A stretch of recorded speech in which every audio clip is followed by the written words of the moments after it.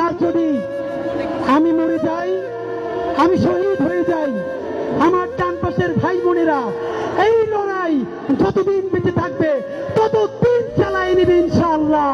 অনেকে বলেন আমরা নাকি সততা ফেল করি। ভাইরা, সততা বেশি বলতে কোনো দিতে নাই। যদি সাহস থাকে আপনারাও সততা বিক্রি করে দেখান।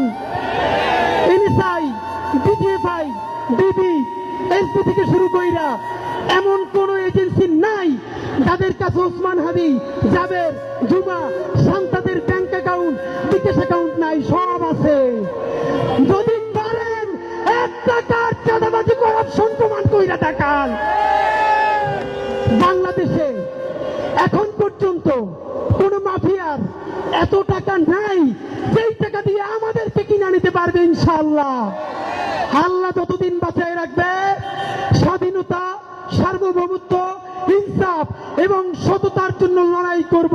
এই লড়াই আমাদের জিহাদ ইনশাআল্লাহ।